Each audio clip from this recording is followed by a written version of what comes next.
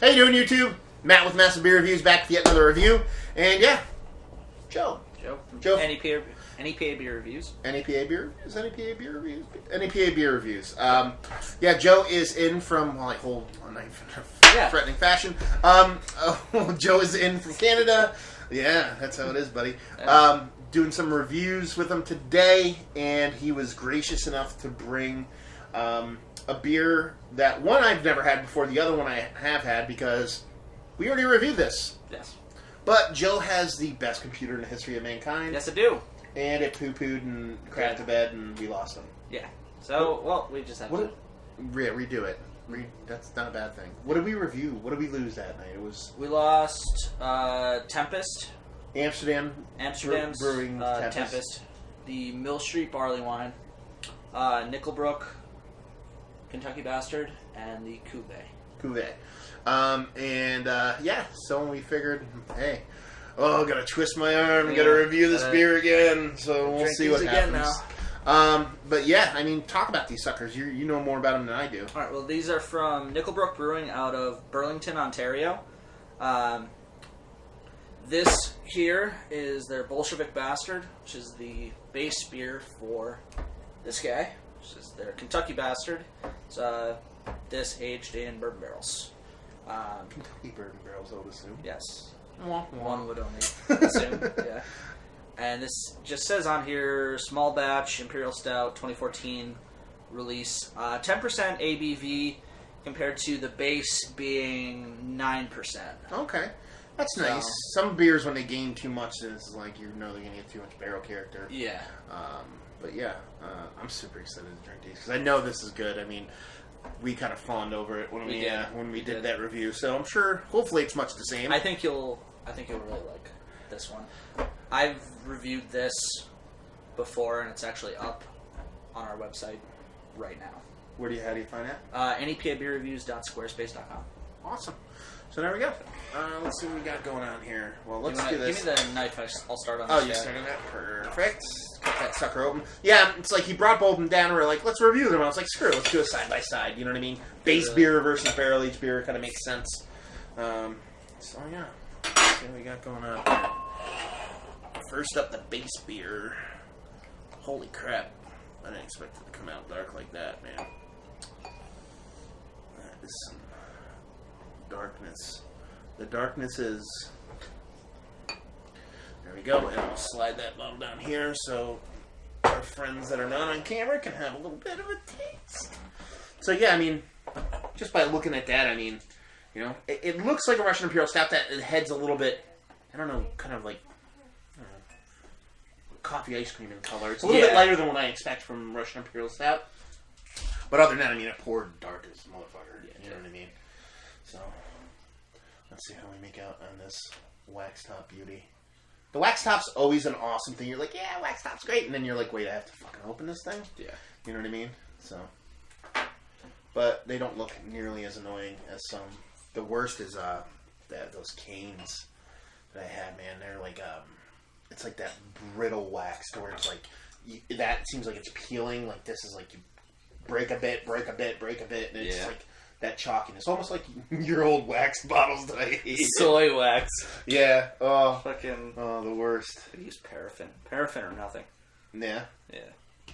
That's what this stuff is. Did they cover any of that stuff at your school? Like about like preservation of bottles or? We might do that next semester. Yeah. We might do that a little bit in our packaging class, but should be able to get it. Yeah, I should get it now.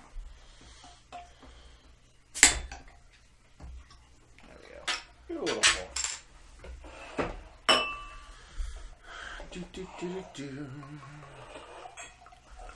Oh yeah. I mean, it's gonna be hard to kind of get a difference in color, but it actually seems like it's pouring just a hint darker.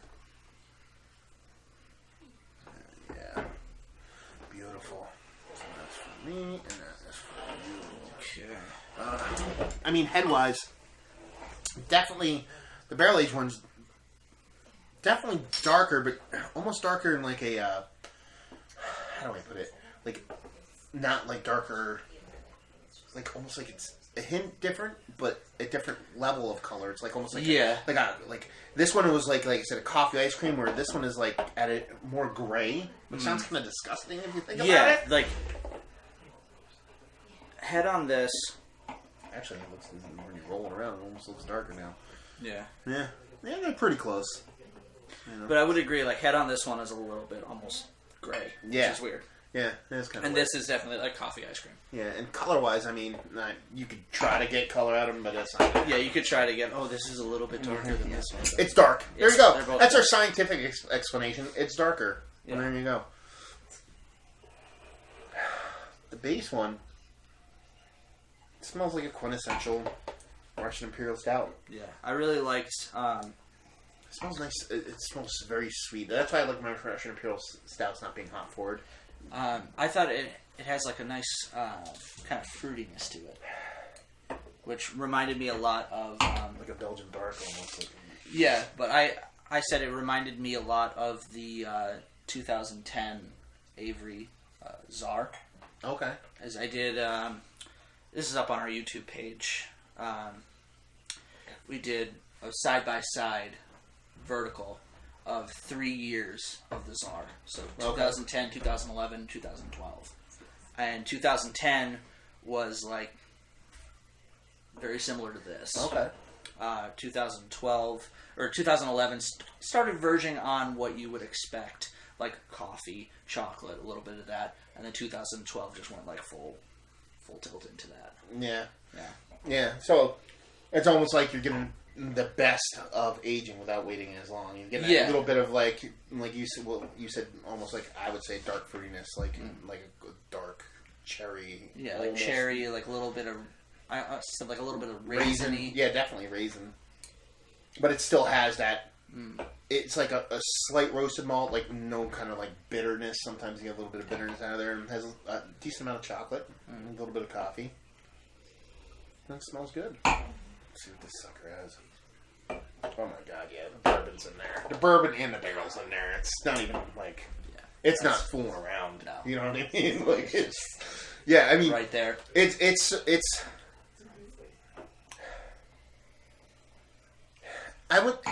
not so to the point where it's overpowering, but it's definitely much bigger. But you can still get what you're getting from this. But I mean, it's hard to discern. The only reason I can kind of tell what's going on in this is because I have this sitting next to it. Almost because you can see once you can get yourself past that initial barrel and bourbon. Yeah, you can smell. All right, I'm getting a little bit of the base beer out of this. But it's in that barreling's huge. The bourbon's there, the barreling's there. But it's not like you're like straight up booze. It's not like overpowering to the point where you're like, okay, this is just someone poured. You know, like some of the like the Avery, like the rum to the pumpkin. I like those beers, but almost they're like, did they just pour a little bit of rum in here? It's like that rum. You know what I mean? To the point where it actually tastes like just almost like booze with beer, as opposed to beer that was barrel aged. Yeah. You know, and this smells like a beer that was barrel aged and has a lot of decent barrel aging going on. So, so let's get into it. Cheers.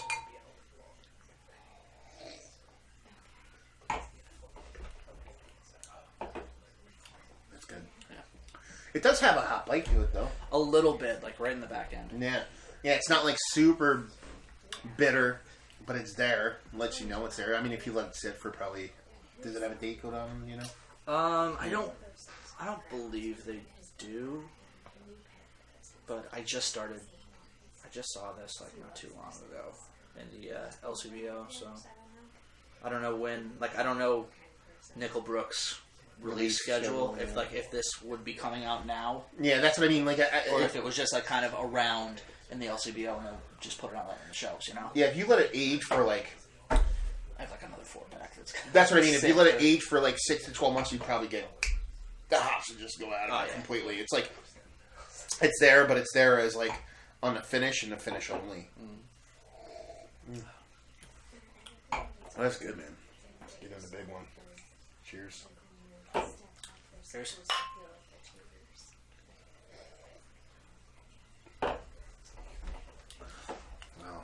Well, it's fun to go back and forth. It is. That's a good beer. Wow. Man. I mean, I don't even know what to say about it. It's just like one of those beers where when we first drank it, it's kind of like, It's a weird thing because I'm not getting the initial reaction that I originally had from when I first had it because I know how good it is. Yeah. So it was like when we reviewed it the first time, the one that we lost. You should go into every review not expecting anything. Yeah, but really. That we're like, well, let's see what this is gonna be. Whatever. We're like, holy shit! So it's kind of weird to go back and do it because you're like, I know this is gonna be good. So it's like you don't get that initial eye popping like, wow, shit. what are we doing right now? But it's still as good. You know what I mean?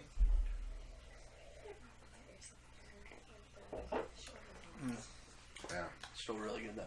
Yeah, it's weird because, well, it's not weird at all. It's strip the hop finish out of this one and take all your, like you said, the dark fruit, the coffee, the chocolate, and just kind of make them all perfectly level, which, your barrel is going to do that. Yeah. And just add your bourbon barrel aging, your barrel and your bourbon to it. In equal parts. Everything's like kind of perfect there. It's kind of balanced really well, and it's just a delicious, delicious beer. I'm curious. I totally forget what we rated it the first time. You know what? So do I. Yeah. I had no idea. So yeah, I mean, it's a Russian Imperial Stout. It's got a nice fluffiness to it, but it's not super dense.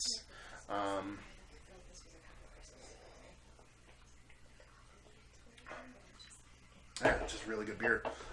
It's that specific kind of barrel aging that I just go cuckoo for. Something that I did mention in my review of it was, I said this was like almost like the perfect kind of base beer to then put into a barrel. As opposed to just I know as opposed to just like, oh, we made a beer to then barrel, like we made a beer specifically for a barrel to have something completely different come out. Yeah. It's like, we have this beer. Well, let's see what this does. Yeah. It's like it's almost meant to be barreled. Maybe that's how like their it's intention was. a good standalone. Yeah. But it's like, this can then be its own. Like it can go here and it's its own thing, or you could just come back to this, and you're still like, you're not disappointed that there's no barrel anymore. Yeah. No, it's cool because, like I said, it's the flavors that are in the original one are in there, but there's not muted, they're more balanced out, which makes them both equally as delicious, because then you get that more, like, here's this taste, here's this taste, here's it. Not that it's disjointed or unbalanced, but they're more vibrant, I guess you would say, where this one's more evenly spaced out, so they're equally as good in their own right. I mean, this is better. You know what I mean? Yeah. As far as, with the barrel aging and stuff like that, it's just a great beer. Yeah. I mean, rating-wise, this I would probably give a 89. This I would give like a 93. Yeah, I'm not going to rate this one on camera because I don't remember what I gave it in my review. Okay. And I don't want to say something different. Yeah. But this is like, having them side by side, this brings a little bit more of what I was looking for. Like, body on this is a hair thin for what I want, but it's still really good. This kind of ups it just slightly to like to what kind of like my own standards for a stout. Yeah, past the bottles. Like you said, it's I mean, they call it a Russian style Imperial Stout. I mean, it's a Russian Imperial Stout, I guess you'd say. Yeah. It's let me see on this about anything. I mean, I do the whole like labeling thing. I skipped over all that stuff. I'm gonna go over it right now, real quick. The base beer, it's one of I love the name. The base is Bolshevik Bastard, Nickel Brook Brewing. Absolutely fantastic label. Absolutely fantastic name. It's probably one of my favorite names going right now. I don't know, something about it just kind of tickles me pink. Like you said earlier, the Kentucky Bastard. The label on this is just as cool. You know what I mean? The whole packaging and the waxing on the top and all that stuff. But yeah, I mean, overall, it's just absolutely fantastic beers. Yeah, they're both really good. Like I said, I don't want to rate the Bolshevik Bastard on camera. You should. I think I gave it about a B. Okay. I think I was in like the B range. B range. But like I said, I'm pretty sure that that's going to line up with what's on my website right now. This is definitely pulling it up into like A minus range. A minus range. Yeah. Now here's the thing: availability. I'm in northeastern Pennsylvania. This doesn't leave Canada, right? No. Doesn't leave Ontario, probably. No, probably right? not. Yeah, so I mean, your availability in northeastern Pennsylvania is a 1, unless you're in Ontario and probably close to the Toronto area. You probably kind of poop out a lot. I mean, I could get it fairly easily in. I actually got both of these in 2 different LCBOs, so but both in St. Catharines. And LCBO is kind of like a mixture between like a regular beer store and a liquor store. It's like somewhere between there as far as Canada goes. Now, value. I do the whole value thing. Again, you have to get it there, but I mean, from what I remember you telling me, it's pretty awesome. Bolshevik Bastard was $10 for a 4-pack. That doesn't suck. And I think Kentucky Bastard was like $10 or $11 for a bottle that size. Fantastic. Yeah.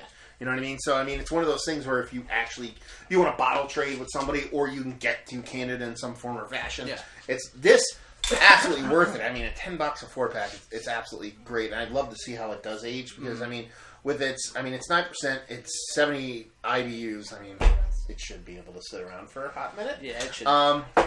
In this, I'd say at least a year. You know, I would say this could go 5 years. 5 years. Yeah, I mean, think about it. I mean, 10% beer at that high IBU. I mean, that in general. I mean, it should be able to sit around for a bit. I'd love to try it after a year to see what happens. Well, I know we will. This is great, awesome. I'm not huge on super aging barrel aged stuff because there's more moving parts, so there's more shit to go sideways. Yeah. But I'd like to see this after about a year or so too. But I wouldn't. I'd be more akin to let this age than I would let this. Yeah, age. really. Like I let that sit. That's been sitting around for a couple months just because I haven't been home. I left it here. Yeah, I mean it's a 2014 release. Yeah. From what I remember, last time you were in, it was in November. Did we do those reviews? We did those reviews probably in December. Was it when you were in for Christmas? Yeah. So I mean, and it probably came out a month or so. I would assume. Yeah, I started seeing it like maybe in. So it's November-ish. almost half a year old. Yeah. If you think about it, Just you know what about. I mean. So I mean, it's probably going to age quite well. Absolutely fantastic. And you know beer. how I have my cellar, so like that was sitting in my basement. Yeah. Yeah. Good temp, no light.